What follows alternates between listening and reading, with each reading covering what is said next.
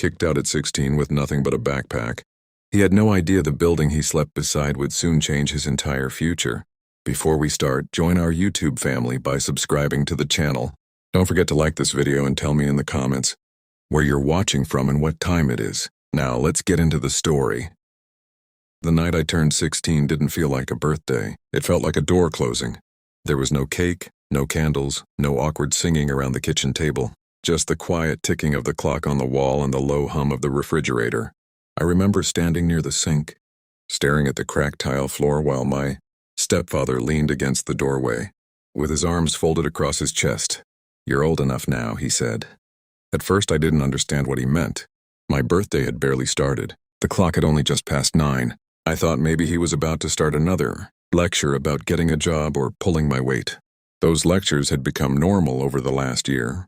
But then he nudged my backpack across the kitchen floor with his foot. It slid until it stopped against my shoes. "That's your stuff," he said. The words hung in the air.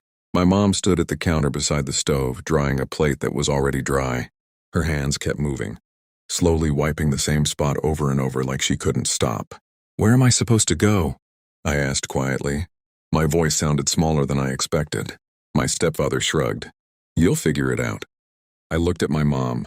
She didn't look back. That hurt more than anything he said. The screen door creaked as it opened, then slammed behind me as I stepped onto the porch. The cool night air hit my face, and for a moment I just stood there holding the backpack straps. Inside were 2 shirts, a notebook, and $34 I had saved for mowing lawns last summer. That was everything I owned. I waited on the porch for a minute, thinking maybe the door would open again. Maybe my mom would come out and say something, anything. It didn't. So I started walking. Maple Ridge was the kind of town that looked peaceful during the day. Small shops, tree-lined streets, friendly waves from passing cars. But at night it felt different. The quiet wasn't comforting anymore. It felt empty. Streetlights buzzed overhead as I walked past closed storefronts. My sneakers scraped the pavement, the sound echoing down the block. I didn't have a plan. I just kept moving. After a while, the houses grew farther apart and the town square came into view. The fountain in the middle hadn't worked in years, but the old brick buildings around it still stood like they were guarding the past. One of them was the old post office. Everyone in Maple Ridge knew that building. It had closed long before I was born. My mom once told me it used to be the busiest place in town. Now it was just a dusty relic. The windows were cloudy, the paint peeled from the wooden frames, and the faded sign above the door still read Maple Ridge Post Office in chipped gold letters. A narrow wooden bench sat beneath the overhang near the entrance. I dropped my backpack beside it and sat down. My legs ached from walking. My stomach growled loudly enough that I glanced around even though no one was there. For the first time since leaving the house, the weight of everything hit me all at once. 16 years old. No home, no plan. I leaned back against the cold brick wall and stared up at the dark sky. "This is temporary," I whispered to myself. I didn't know if I believed it. Sleep came slowly. Every sound made me jump. The rumble of a distant truck, the rustle of leaves, even the creak of the old building settling in the cool night air. At some point, exhaustion took over. When I woke up, sunlight was spilling across the town square. Morning in Maple Ridge always started quietly. A delivery truck rumbled down the street. A woman walked her dog past the fountain. Someone unlocked the door of the bakery across the road. People glanced at me but didn't stop. To them, I probably looked like any other kid sitting on a bench. But I knew the truth. I didn't belong anywhere anymore. I grabbed my backpack and walked to the public water fountain near the square. The water tasted metallic, but it helped. Then I returned to the bench. I didn't know what else to do. Hours passed. Around mid-morning, an elderly man slowly crossed the street toward the building. He moved carefully, leaning on a wooden cane, his gray coat hanging loosely from his shoulders. He stopped a few steps away and studied the post office. Then he noticed me. "You waiting for someone?" he asked. His voice was calm but curious. "No," I said. "You live around here?" I hesitated. "Not really." He nodded slowly, like he understood more than I had said. For a moment we both looked at the building. The old bricks were faded and vines crept up one corner near the roof. Dust coated the windows so thickly you couldn't see inside. The man tapped his cane lightly against the ground. "Strange thing about places like this," he said. "They hold memories long after people forget them." I didn't know what to say to that. After a moment, he stepped closer and examined the front door. Locked, he muttered. Yeah, I said. It's been closed forever. He smiled faintly.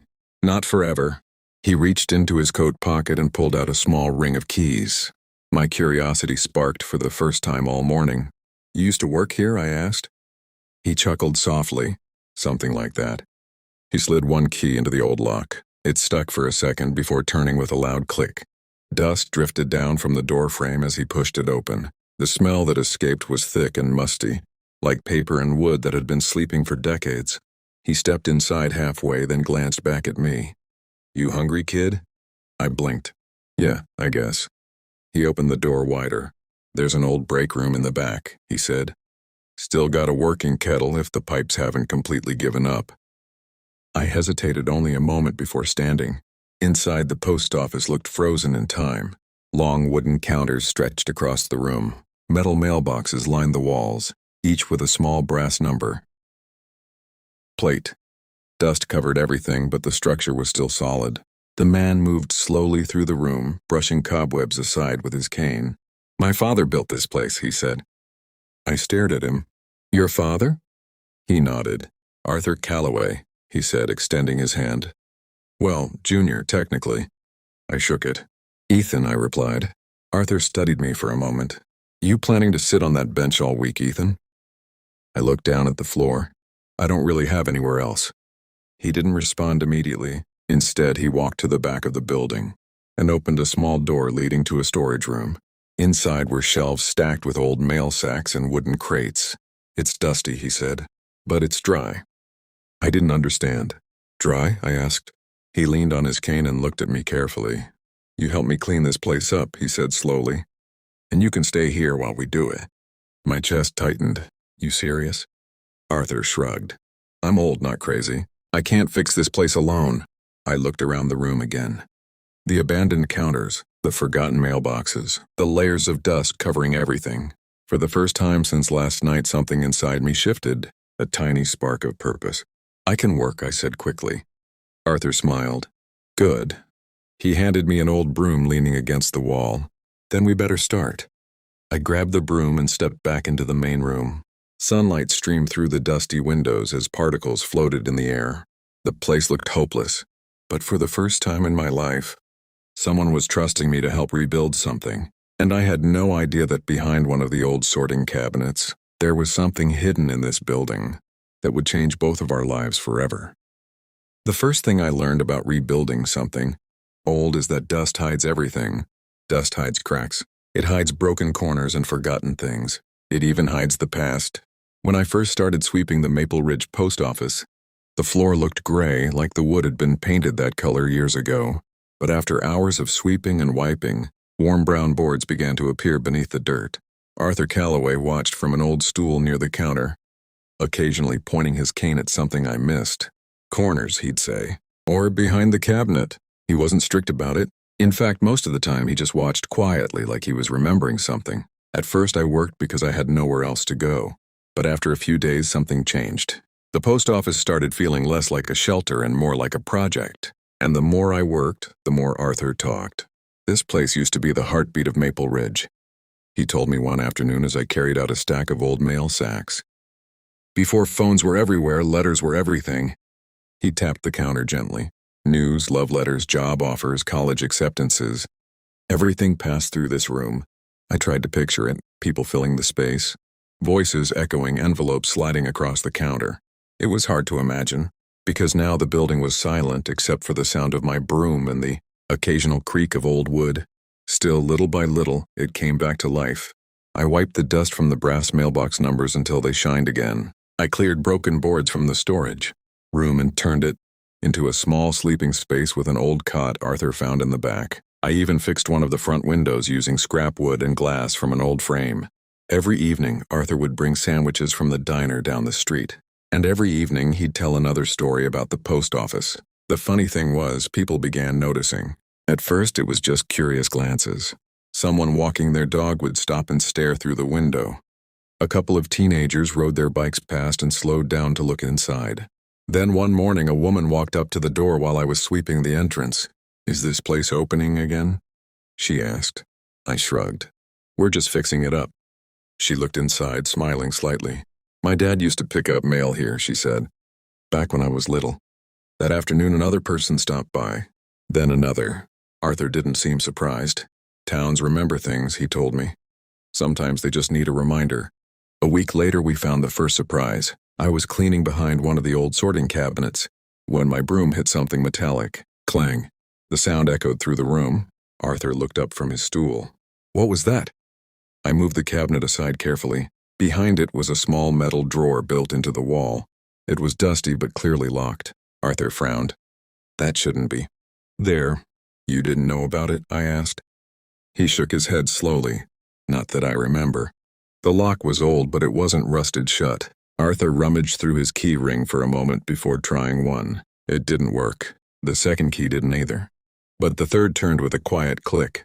The drawer slid open. Inside were stacks of envelopes, dozens of them, every single one stamped with the same words in red ink. Return to sender. But they had never been sent back. Arthur picked one up carefully, like it might crumble. The envelope was yellowed with age. Postmark. 1979, he murmured. My eyes widened. That's like 40 years ago. He nodded slowly. Looks like someone forgot to finish their job. We spent the next hour going through the envelopes. Some were addressed to houses that still existed in town. Others had names I didn't recognize. The handwriting was old-fashioned and careful. The kind people used before keyboards replaced pens. Arthur leaned back against the counter, thinking. Well, he said finally, this is interesting. What are we supposed to do with them? I asked. He smiled. What a post office always does. Deliver them. I laughed. You're serious? Dead serious. The next morning we started our strange little mission. Arthur walked slowly with his cane while I carried the box of letters. Our first stop was a small blue house near the edge of town. An elderly woman answered the door. Arthur handed her the envelope gently. It's a little late, he said, but I believe this belongs to you. She stared at the letter like it was a ghost. My sister sent this, she whispered. Her hands trembled as she opened it. Tears filled her eyes before she finished reading. She passed away years ago, the woman said softly. Arthur nodded respectfully. Some messages take longer to arrive. Word spread quickly after that. By the end of the week, people were stopping by the post office just to see what we were doing. Some brought coffee.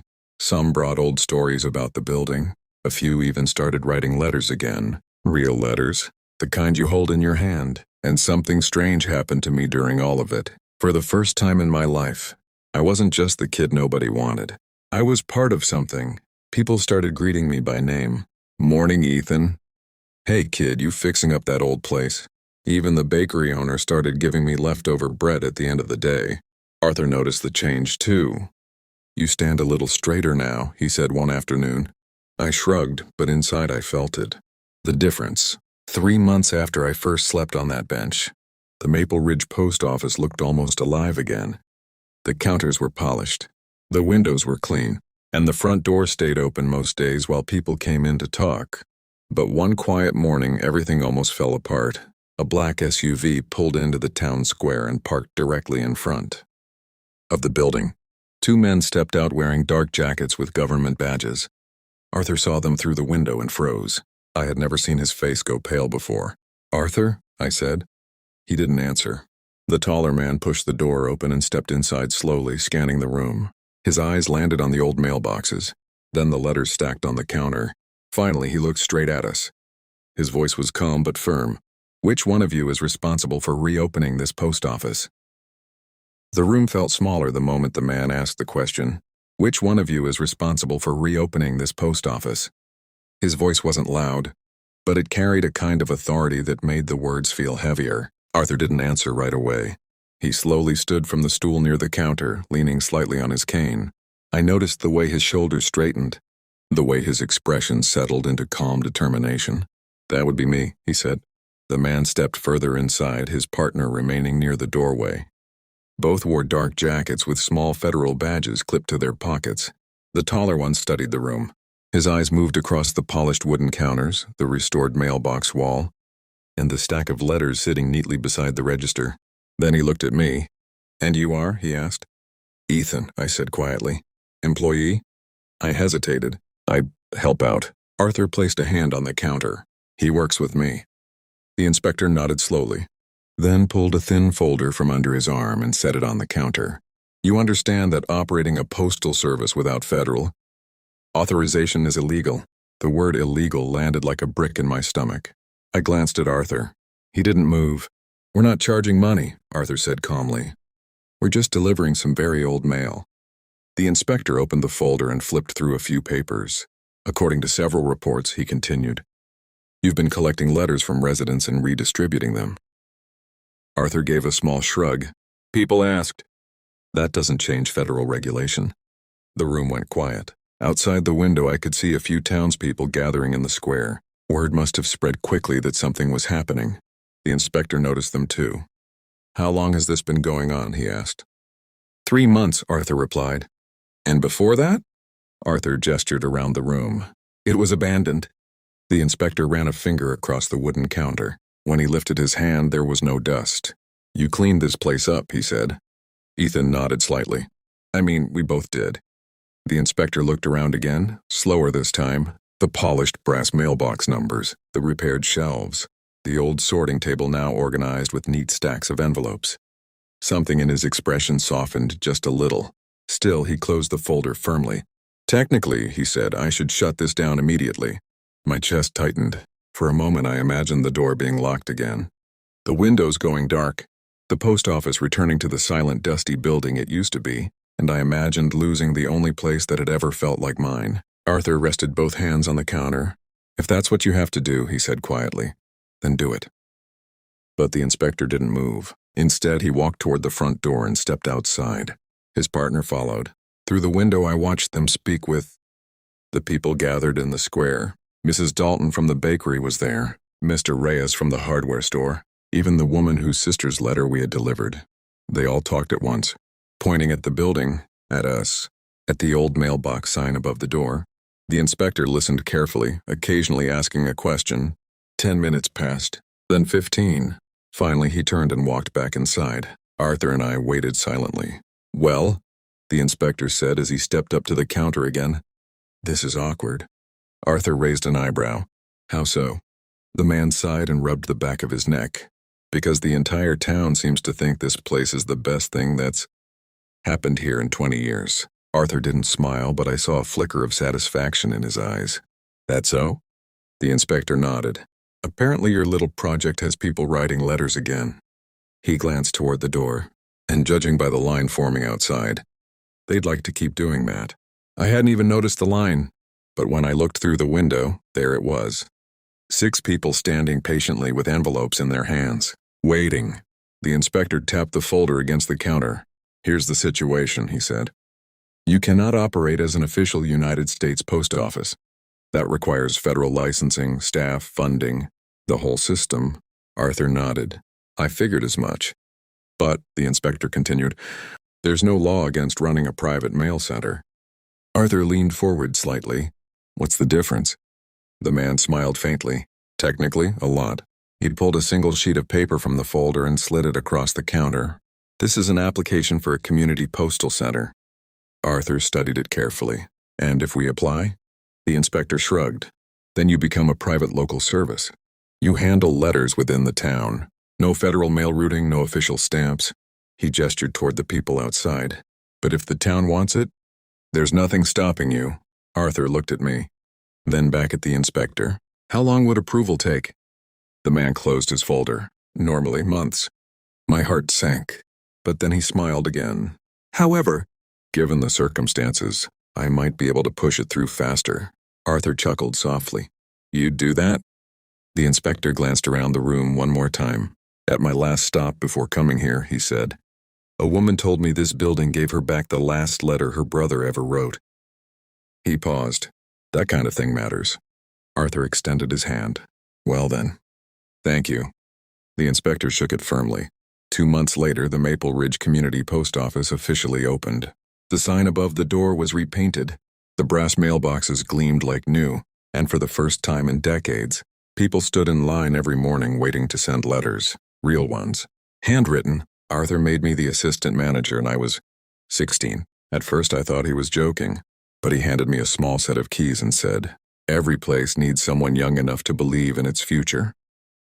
Over the next 2 years, I learned everything about running the place: sorting letters, keeping records, preparing shelves, greeting customers. The post office became more than just a building. It became the center of the town again. Kids came in after school to write letters to their grandparents. Couples mailed anniversary notes. Travelers stopped just to see the little post office everyone talked about. And the funny thing was, the boy who once slept on a bench outside, that building slowly became someone different, stronger, more confident, someone who belonged somewhere. On my 18th birthday, Arthur called me into the office in the back. He handed me a folded document. "What's this?" I asked. "Open it." I did.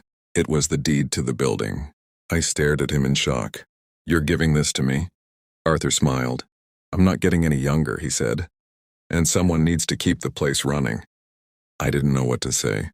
"You built this place back to life," he added. "You deserve to carry it forward." 2 years earlier, I'd been a kid with a backpack and $34. Now I owned the busiest building in Maple Ridge.